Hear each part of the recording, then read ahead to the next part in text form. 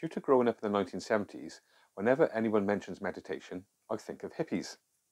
Because in the 60s and 70s, meditation was very in fashion with the hippie culture.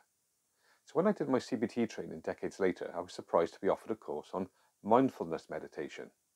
It seems meditation, or at least mindfulness meditation, is very back in fashion again. You can get books on mindfulness meditation, apps for it, attend classes, and it's even advocated by the UK's National Health Service. But can mindfulness meditation help reduce anxiety, or is it just another fad? As always, I will look at what the research evidence says, but I will also look at what it is, the theory of why it might benefit those who suffer from anxiety, if there are any side effects, and if you are going to use it, how to use it for the maximum benefit. So, what is mindfulness and mindfulness meditation? If you Google it, you will find various explanations. In the dictionary, the word mindfulness is defined as a mental state achieved by focusing one's awareness on the present moment while calmly acknowledging and accepting one's feelings, thoughts, and bodily sensations, used as a therapeutic technique. The simplest description I found for mindfulness meditation is on the UK National Health Service website, which says, mindfulness meditation involves sitting silently and paying attention to thoughts, sounds, the sensations of breathing, or parts of the body, bringing your attention back whenever the mind starts to wander. But how could that help anxiety? Well, mindfulness meditation is one aspect of mindfulness, and mindfulness is about being in the present.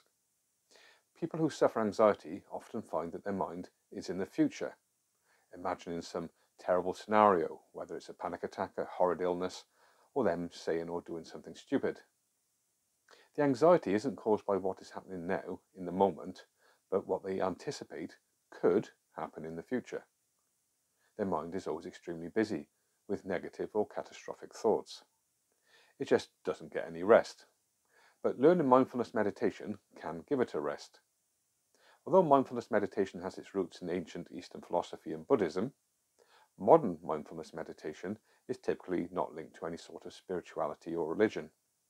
It has been thoroughly researched by those in the medical and mental health field to see if it can help with pain, sleep, blood pressure, depression, and anxiety. So let's have a look at what the research says about anxiety. This review of a number of studies said, for depression and anxiety, the effect of mindfulness-based interventions is sufficiently confirmed with meta-analysis demonstrating moderate to strong effect sizes for the reduction of the two conditions. It continues, the trend in web-based interventions on mindfulness have also shown effectiveness in reducing depression and anxiety among people diagnosed with anxiety disorders as well. However, it then makes an important point.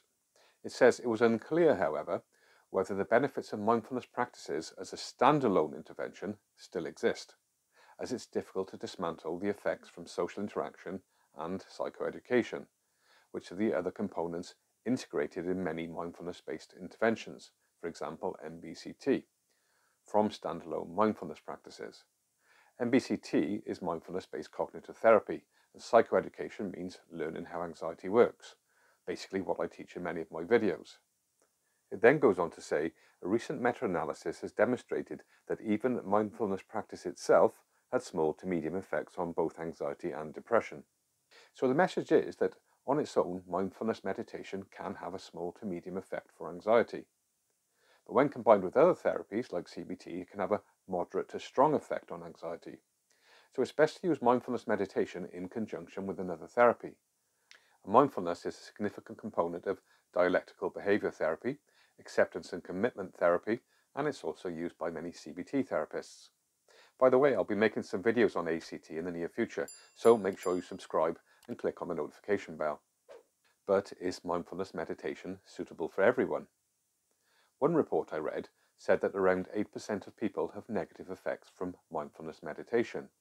And this report said that they found that 87% of participants experienced at least one momentary adverse event while meditating, namely anxiety. But it points out that these are not new anxiety symptoms, but mindfulness brings about an increased awareness of pre-existing internal states. For example, mindfulness meditation often involves observing your breathing. Many people with panic disorder are highly sensitive to any changes in their breathing, so they may experience some feelings of anxiety while observing their breathing. Sometimes mindfulness meditation can involve scanning and observing your body. For people with health anxiety, this may trigger anxious feelings as they are very tuned into every sensation in their body, and it can trigger negative thoughts about illness. So how could a practice that could potentially trigger negative thoughts and anxious feelings help people with anxiety? The aim of mindfulness is not to habitually suppress or avoid unpleasant emotions. This is what people with anxiety typically do. And if you follow my channel, you will already know that avoidance, distraction, and suppression of anxious thoughts and feelings are called safety behaviours. And although safety behaviours may appear to give some short-term relief, in the long term they are very damaging, and they make anxiety much worse. So in a session of mindfulness meditation, you will typically focus on your breathing. An anxious thought may well enter your head like, what if I have a panic attack? Or, I think there is something wrong with my lungs. What you do is just observe this thought for a moment, and then gently bring your focus back to your breathing. You don't immediately stand up, stick your head out the window, and measure your blood oxygen levels. You are learning a new way of managing your anxiety.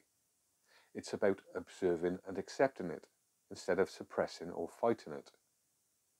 But for some, it's just going to be too hard to do, so you can use alternative approaches. So if observing your breathing is proven to be too difficult, you can switch to observing how your body feels in the chair instead. If you struggle with observing your body, but are okay with breathing, then switch to the breathing method. As you get better at meditation and accepting anxious thoughts and feelings, you can try both methods.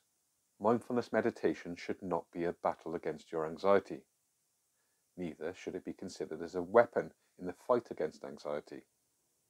While some advocate using mindfulness meditation during a panic attack, in reality that's going to be very hard to do, particularly if you're new to it. Mindfulness meditation is a skill that you build, so it's best to practice it during the calmer parts of the day and make it part of your routine, like cleaning your teeth. As you get better at it, you will learn to observe and accept your anxious thoughts and feelings instead of employing safety behaviours. And that will starve your anxiety of the fuel it needs, which should reduce your anxiety in the long term and make panic attacks less likely. Don't spend hours and hours doing mindfulness meditation. That is not healthy, and some research suggests it may even be harmful. Mindfulness meditation is very easy to do and could just be a few minutes per day, working up to 10 or 20 minutes as you get more used to it.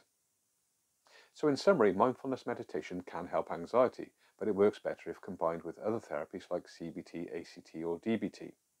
It takes practice and is best done with the guidance of a tutor, but there are also apps and books, and I will be making a video to talk you through how to do it. For some, it may require tolerating some anxiety during the meditation. If you're finding it too difficult, you can stop or try a different approach. If it doesn't work out for you, then it doesn't matter. Mindfulness meditation is just one tool for anxiety. There are many others, which you can learn about on my channel. Finally, I just want to say thank you for all the likes and positive comments. YouTube is finally getting the message and showing my videos to more and more people. And I noticed I also had my first super thanks. I didn't expect these, but thank you for your kindness.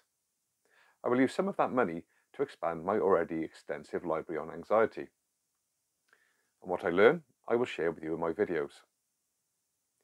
When I've released my video on how to do mindfulness meditation, it will appear here. Meanwhile, you may want to watch this one of my videos that YouTube has chosen for you based on your preferences.